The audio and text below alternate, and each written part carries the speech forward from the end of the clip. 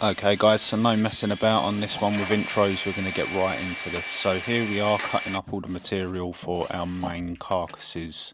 Now you can see I've got a sheet of MDF on here, just using my track saw and my little rail square there, just to get everything down to size.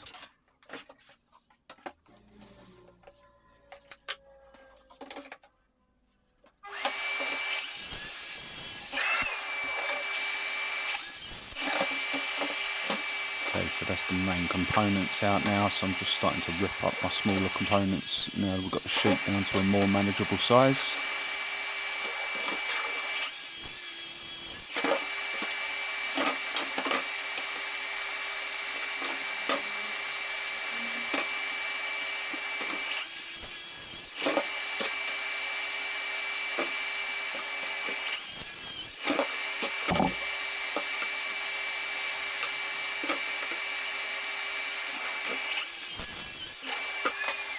Okay guys, so I've got most of my components laid out in front of me. I haven't got everything cut up here because I still obviously need to make doors, shelves, the top, and bits and pieces like that. But we've got our main structure of our carcasses here. So we've got our two skinny strips that you can see here. This is going to be our top, one at the front, one at the back. We've got our two uprights here, which is going to be the sides of our cabinets.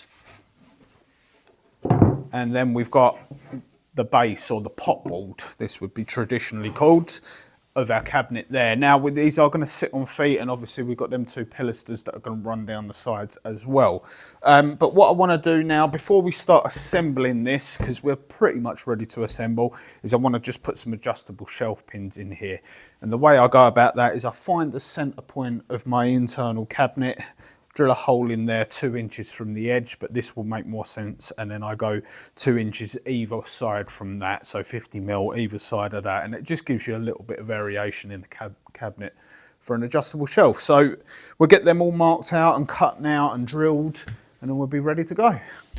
Okay, so here you go guys, just explain that a little bit better. So you can see I used my combination square to mark in 50 mil from the edge, and then found the centre of the cabinet, and then 50 mil either side of that centre point.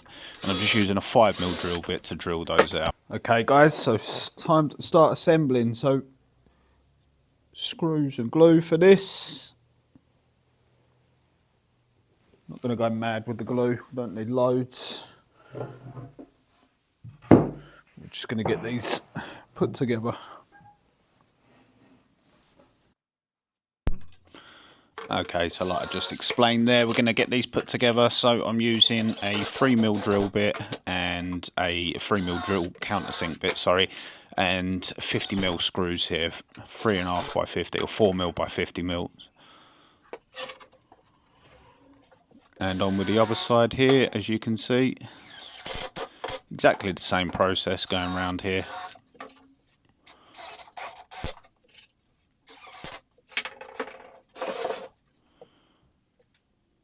And then we can start getting our top pieces on. So now these ain't full width of the cabinet because there's just no point. We're going to be putting another top on. It's just a waste of material and weight. So yeah, just a couple of 100 mil strips here just to put those in.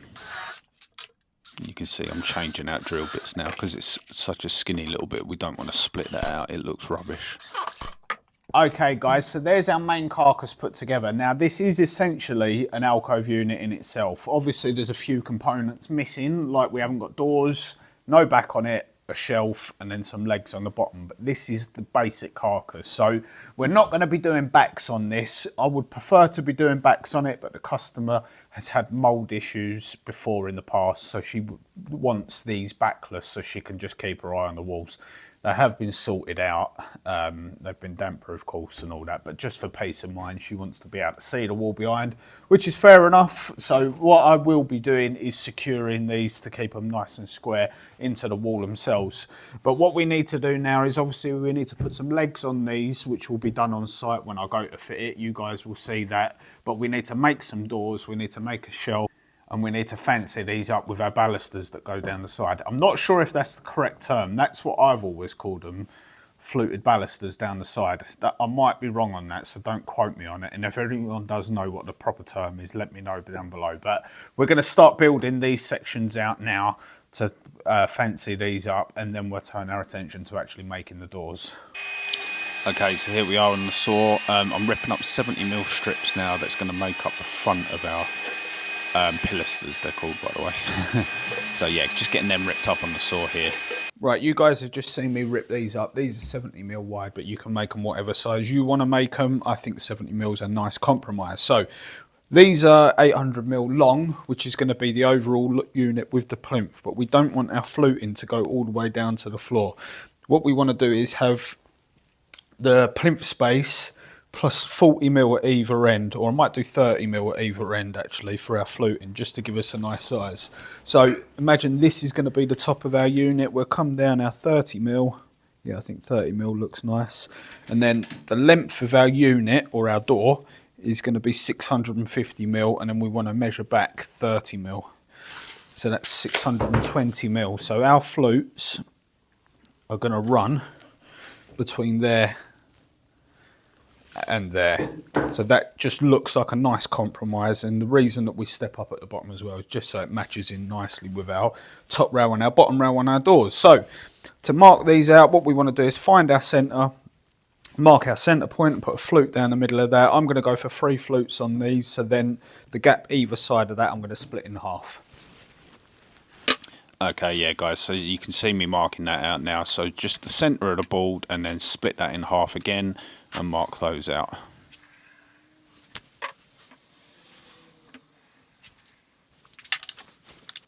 Okay, so that's my fluting all marked out on there. Now the markings ain't actually that important, because when we take it over to the router table, we're going to set our measurements off of our router cutter.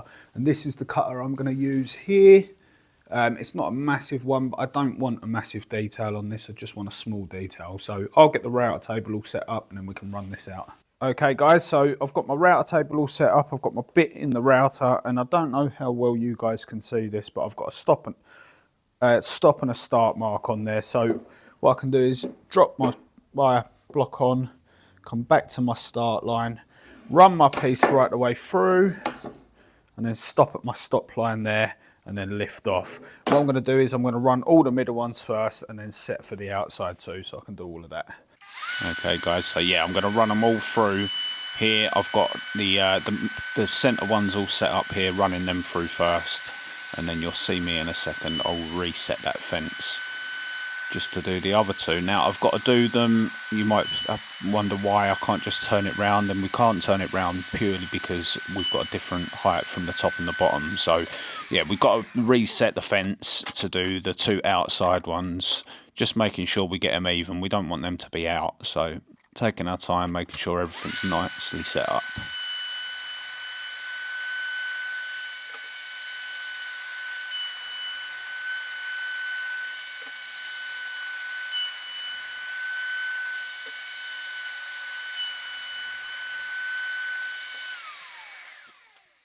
And there you go, you can see me now just setting up for that last one.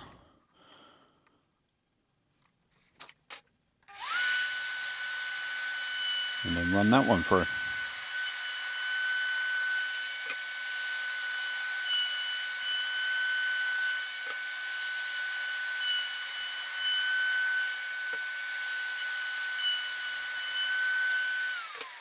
Okay guys, so that's all my components ripped up for there, and my fluting pieces, as you can see here. So what I've got is I've got a couple of little offcuts of batten which are going to go on the back like that, and then one of these return sections is going to go on there like that, and that's going to be, if you can see, that's going to make up our section like that. There will be another piece going on the other side, but that's going to need scribing to the wall. So what I'll do is I'll get this L section made up, fitted to the unit, and then I can scribe that return panel in. So we're not going to worry about that one just yet, but we're going to get these put together and then we can move forward from there.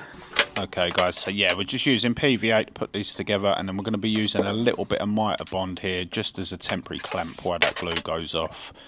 Just speeds the process up. I could put some panel pins in, but I haven't got anything short enough to hand. So yeah, like I said, PVA, Bit of mitre bond, that holds everything up lovely until that PVA actually goes off.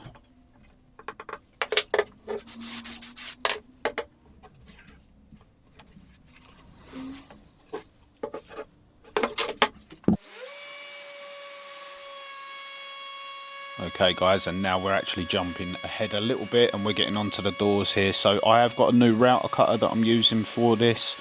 It's a proper shaker door router cutter that I'm going to be using this, but I will put a link up in the top right hand corner now for you guys. If you obviously don't have this router cutter, which, let's be honest, unless you're making a lot of doors, you're not going to have one. So yeah, there'll be a link to a video of how to make shaker doors, like an easier way, a more accessible way. Alternatively, you can just use a piece of 9mm MDF and then pin some 9mm onto the face of it and make a shaker door that way. But I just think this is a bit more of a professional look of doing it, and you know, I've got paying customers, so why not give them the best option that I can.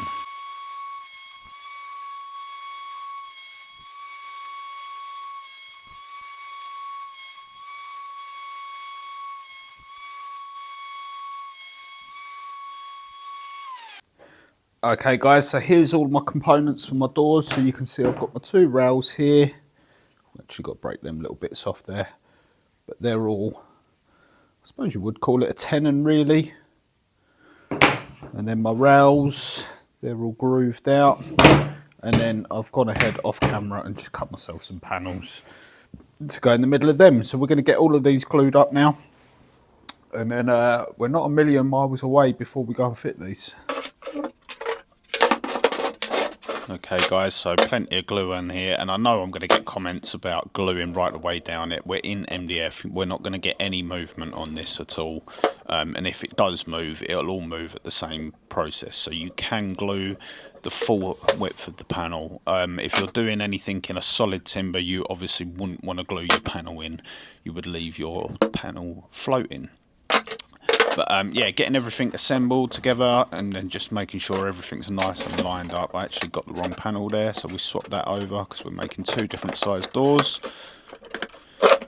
And then get everything nice and clamped up. Now don't go snugging this right up because you'll see in a minute.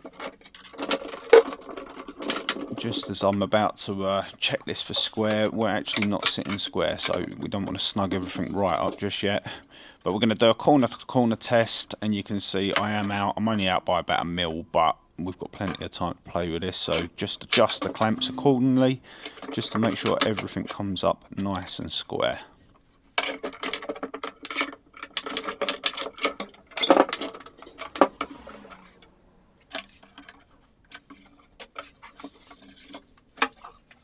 Rightio guys, that is everything all cut up, prepped, made, whatever you want to call it. So I'm now going to pass you over to the site fitter, and he's going to take you through actually getting these fitted. What? You didn't think it'd be someone different, did you? There's only me. Right, so we are all loaded up. We're on the way to a customer's job now. Actually, I'm on the way to Screwfix. That's a lie, because I forgot that I needed shelf pins.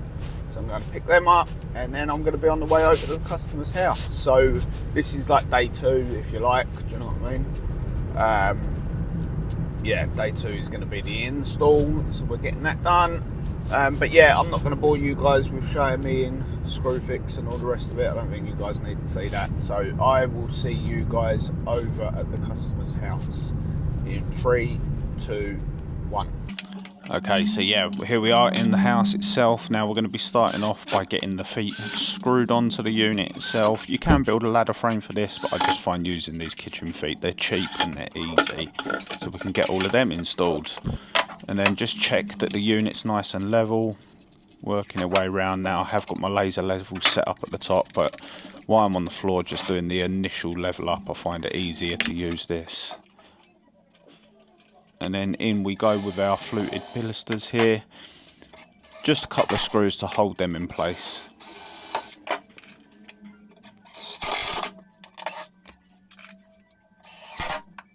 And then we can get our pilaster in on the other side as well. Now this one's a little bit more complicated in the fact that we need to do that return panel on there, but you'll see that in a second. So here I am just scribing that to the original skirting. I don't like to cut original skirtings out because if they ever change their mind and they want to take these units out, at least the original skirtings are still in place. And for those of you wondering, I like to use the jigsaw upside down because it gives you a better view of what you're doing and the breakouts on the underneath. So there you go, a bit more glue and a few pins just to put this in place. And we use glue on this just because once it's all painted we don't want any cracking, so nice bit of glue just to hold everything tightly together. There we go, we're getting the top on now, so just a few screws in this to hold it in place. Yet again, if you want to take it back out you can, and then we'll get them all important shelf pins that I forgot to pick up beforehand in. Go on with our plinth, and then we can start getting our doors on. Now I've made a whole video on this tool.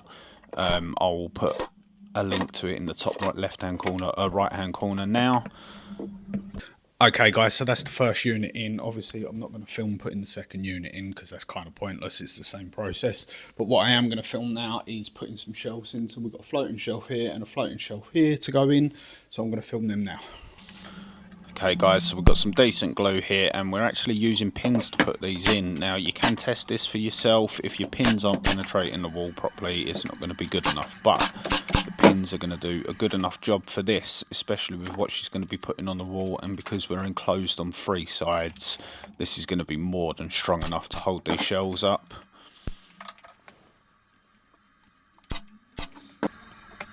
And there you go, now we can get our front piece glued on.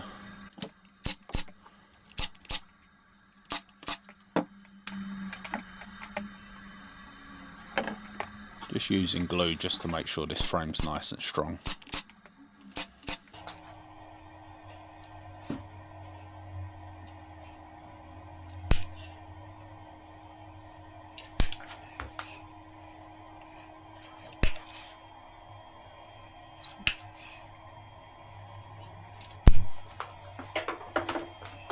There we go, we get our bottom piece on here, so yet again, just glued and pinned in place. You can screw it in, but I find that it's a lot harder to lose them screw heads with filler and paint, so using a panel pin here is a lot easier, or a brad nail I should say, is a lot easier to decorate over and actually make them fixings invisible afterwards. And it's quite surprising how, with all the glue and the amount of components on these shelves, how strong they actually come up. So we just, before that glue goes off, check that everything is nice and level, because once that glue goes off there's no moving these. There we go, glue, and put the front piece on. Yet again, we're using glue because once that glue goes off it's going to mean that we don't get any splitting or movement. It's going to be nice and strong.